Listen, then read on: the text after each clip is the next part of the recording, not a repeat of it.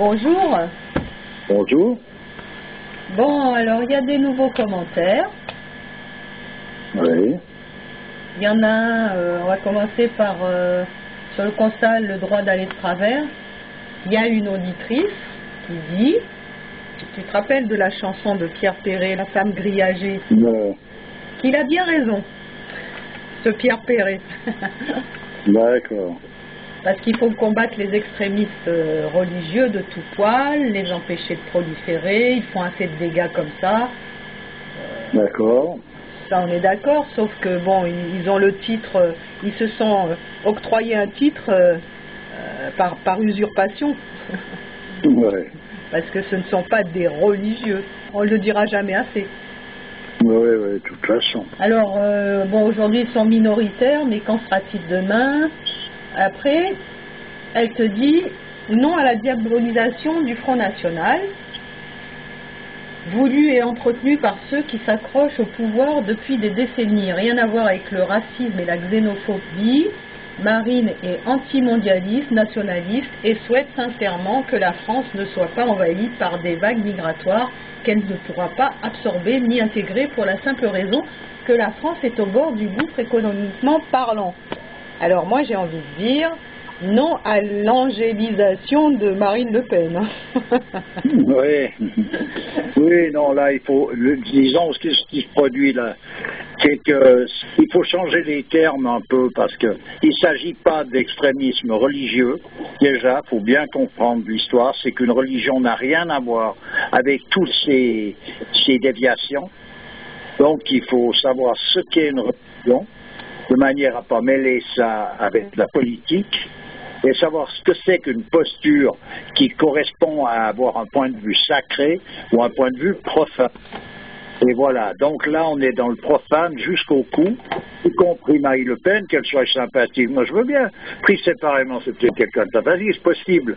Mais de toute façon on n'a pas le choix, elle est obligée de marcher selon une éthique qui correspond à la volonté de l'industrie et de l'économie. Donc à partir de là, tous les dessous de la politique et des manipulations de tout ça, on est toujours plus ou moins informé, mais très peu en réalité. Donc elle n'a pas le choix, elle ne pourra pas faire mieux que celui d'avant. C'est pas là le moteur. Il s'agirait plutôt de retrouver effectivement ce que représente une religion dans son essence pour essayer de faire un redressement dans le sens que dans une religion, normalement, il y a tout ce qu'il faut pour mener l'homme à son but, c'est-à-dire à sa raison d'être. Tandis que dans la politique, même avec les meilleures intentions, on n'arrive à rien, tout simplement. Parce qu'on est dans le profane, donc on ne considère rien d'autre que quelque chose de très très extérieur. Voilà. Pour en revenir à l'économie qui est au bord du gouffre, qui a été menée de main de maître volontairement avec les politiques, avec les banques, avec tout. C'est pas quelque chose qui a été fait par les uns contre les autres. Non, tous les dirigeants, qu'ils soient politiques ou industriels ou banquiers, sont d'un commun accord pour faire ce genre d'exercice. Celui qui trinque, c'est toujours le même, c'est le Pékin qui est là, qui court dans tous les sens et qui de toute façon finit par s'épaumonner et puis disparaître. Alors moi j'étais vraiment surprise parce que, tu vois, hier il y avait un débat là, dansé dans l'air. Qui succédera à Ben Laden, par exemple? Bon, bah, tu sais que il paraît que Ben Laden est mort. Moi, je croyais que c'était déjà depuis longtemps. C'était fait, tu vois. Il y avait eu une histoire de, tu te rappelles, Benazir Bhutto qui a été, elle porte bien son nom. Elle a été butée 10 jours après avoir énoncé la mort de Ben Laden. Enfin bon. Et donc moi, je pensais que c'était une affaire classée. Ben non. Il ressurgit. Oh, c'est une histoire à épisode. Voilà. C'est un petit peu comme Château Vallon, comme tous ces feuilletons à épisodes qui n'ont plus. Alors, tout ça pour dire que donc dans cette émission, j'étais étonnée, tu vois, il y avait des, je me souviens plus exactement des noms, mais il y a des gens qui sont calés en matière du monde arabe, et qui sont arabes eux-mêmes, et qui parlent de musulmans, quand ils parlent de terroristes. Alors à plusieurs reprises, ils employaient le mot musulman, donc eux aussi participent à cet amalgame dans lequel est plongé l'Occident, puisqu'ils parlent de musulmans. Non, il faut qu'à un moment donné, qu'ils se mettent aussi, eux, à rectifier le tir, sinon on s'en sort plus. Hein. Ils ne peuvent pas, parce que à partir du moment où on est positionné sur un point de vue profane, on ne peut pas corriger ça. Pour se positionner de cette manière-là, il faut être dans l'ignorance. Si tu es dans l'ignorance, tu ne peux pas mettre les choses au clair, c'est pas possible. Donc c'est normal que les choses se passent comme ça. Simplement, ce qui est intéressant pour tout un chacun, c'est de chercher la réalité des choses, c'est-à-dire de nouveau, je recommence, savoir ce que c'est qu'une religion, d'où elle vient et où elle mène. C'est ça qui est intéressant de connaître. Après, ce que quelqu'un en a fait parce qu'il ne sait pas ce que c'est, puis il a pris le nom ou il a utilisé deux ou trois bribes qu'il a retirées dans des écrits, c'est une autre histoire. On ne va pas rentrer là-dedans. Bon, après, il y a eu une petite suite sur qu'est-ce qui a mené la France au bord du gouffre, etc. Bon, on ne va pas en parler puisque ça a été, il y a eu des réponses écrites, bon voilà. J'aimerais passer à autre chose maintenant. Alors, destin et libre arbitre, suite. Ah d'accord. Ah bah oui. Ça fait un moment qu'on y est là-dessus, et puis bon, je crois qu'on s'en sortira jamais, mais bon, ça suscite toujours autant de questions. Oui, bien sûr. L'histoire, c'est d'arriver à bien regarder ce qui se passe. Je vais répéter les phrases des sages qui ont répété ça à travers l'histoire, le temps et l'espace. C'est tout ce que ce corps fera est inscrit en lui à la naissance. C'est pas tout ce qu'il va penser faire, essayer de faire, vouloir faire, je sais pas. C'est tout ce que ce corps fera. Quoi qu'on fasse pour empêcher une chose d'arriver alors qu'elle doit arriver, elle arrivera tout de même. Quoi qu'on fasse pour faire qu'une chose arrive qui ne doit pas arriver, elle n'arrivera pas. C'est ça qui est inéluctable. Bon, ça on l'a dit et redit. Oui, mais on va bien s'en tenir là. C'est ça qui est inéluctable. Bien comprendre, c'est qu'on ne peut pas faire quelque chose qui ne doit pas se faire. On ne peut pas faire arriver quelque chose qui ne peut pas arriver, comme on ne peut pas empêcher d'arriver quelque chose qui doit. Par rapport à ce corps, je parle bien de ce corps. Il y a eu des périodes où la pensée de l'homme était en accord avec les faits qu'il allait réaliser. Pourquoi? Parce qu'il y avait une harmonie qui se faisait entre sa pensée et son action. Bon, c'était une période où l'humanité vivait dans des conditions qui étaient ce qu'on pourrait appeler idéales pour nous. Actuellement, ce que l'on est en train de vivre, c'est la dissolution. C'est le temps des conflits. Ce qui veut dire qu'il n'y a plus rien qui marche vraiment. Chacun pense faire bien. Il fait n'importe quoi, mais il pense faire bien. Mais de toute façon, ce n'importe quoi, ce qui est dans le domaine du fait de ce qu'il fait, ça reste quelque chose qui est parfaitement dans l'ordre de la destinée. À présent, dans quel état d'esprit est-ce qu'il fait ce qu'il est en train de faire? Là, on va arriver dans ce qu'on va appeler le libre arbitre. Alors, je vais redonner une image que j'ai déjà donnée. C'est l'histoire de la pièce de théâtre ou d'un film. À un moment donné, chacun joue un rôle. On va dire que l'existence, la manifestation de l'existence même, c'est une grande pièce de théâtre où chacun joue un rôle. Bon. Donc, le rôle que l'on est en train de jouer, on ne peut pas le changer. Il est bel et bien écrit à l'avance. Un rôle dans une pièce de théâtre, on n'improvise pas. On suit quelque chose qui a été écrit par un personnage qui est l'auteur même de cette pièce que l'on va jouer. On est bien d'accord? Oui. Bon. À partir de là, où est le libre arbitre? Le libre arbitre, il est dans le talent de l'artiste. D'ailleurs, on parle d'artistes qui jouent bien leur rôle, ou d'autres qui jouent mal, qui jouent moins bien. Ah oui, aussi, mais celui-là est excellent. Bon, qu'est-ce que ça signifie? Pour jouer sa pièce comme il faut, son rôle comme il faut, qu'est-ce qu'il faut faire? Il faut s'approcher le plus près possible de la pensée de l'auteur de la pièce de théâtre, de manière à pouvoir jouer son rôle en conformité avec la volonté et avec ce que l'auteur a voulu exprimer. Voilà où est l'histoire. Voilà où est le libre arbitre. Bon, si ça, c'est pas du décortiquage. Ben, j'essaye parce qu'il y a un moment donné, on peut s'en mêler les pieds dans une multitude de choses, mais il y a un moment donné, on peut arriver à saisir la différence qu'il y a entre un fait qui ne peut pas être évité et entre l'état d'esprit dans lequel on le fait. Et l'état d'esprit, oui, d'accord.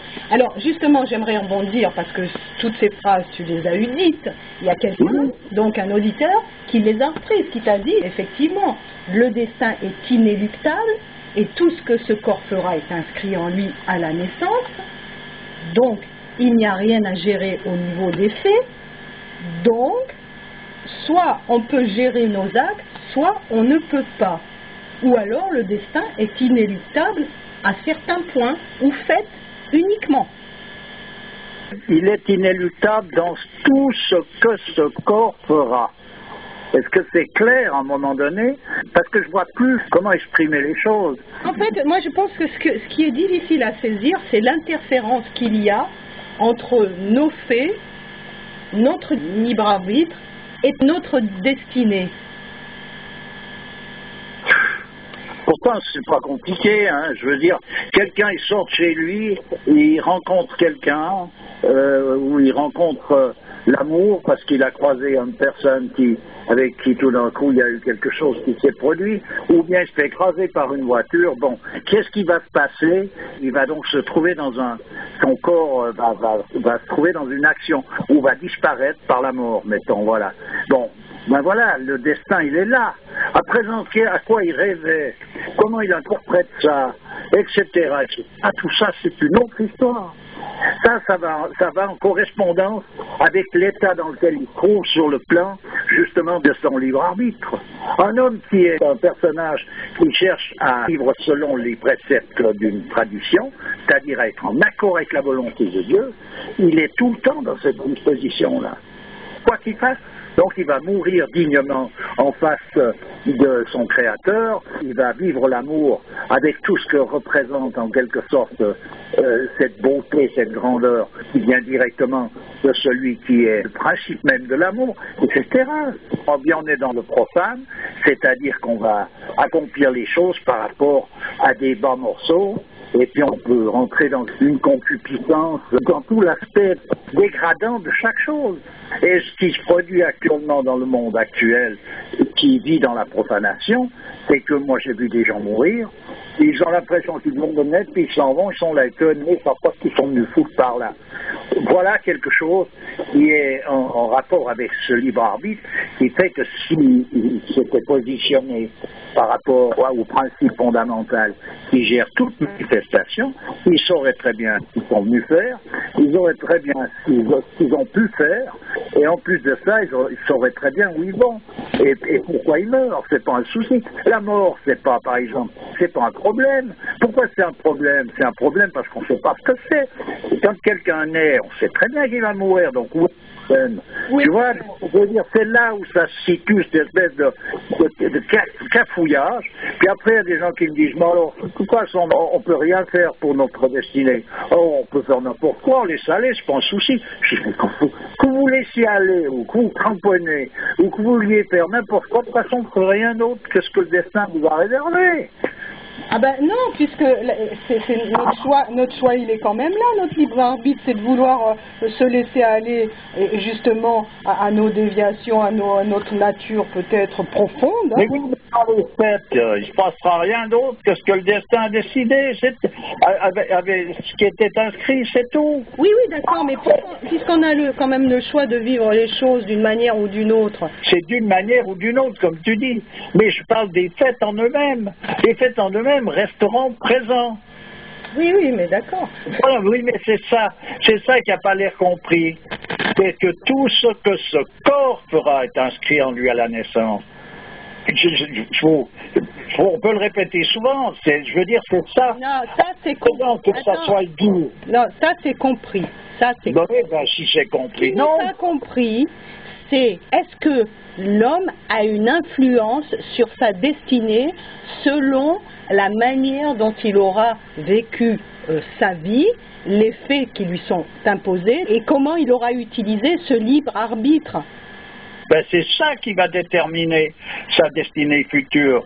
Ah voilà, donc mais on l'avait dit ça, c'est ce qui détermine la vie future, c'est-à-dire dans une autre dimension, à un autre stade d'évolution. Ben oui, mais c'est ça. Quand on parle des lois karmiques, on parle du karma dans la tradition de l'Inde ou dans le bouddhisme avec la ronde des renaissances, c'est justement ce que tu vas vivre et ce que tu es en train de vivre, ça correspond à la façon dont tu as vécu la vie antérieure et puis la manière dont tu vis cette vie actuelle. Oui, ben justement, c'est résumé par une explication d'un autre auditeur qui dit que dans le Vedanta, par exemple, le karma désigne la loi selon laquelle l'homme est le résultat, le produit de ses actions passées. La destinée est le produit du passé, mais elle est seulement un aspect de la loi karmique. L'homme est influencé par cette destinée, puisque ce qu'il vit actuellement est l'effet du passé. Cependant, il a reçu aussi la capacité de choisir son action dans le présent. Les efforts personnels de l'individu dans le passé ont créé la destinée présente.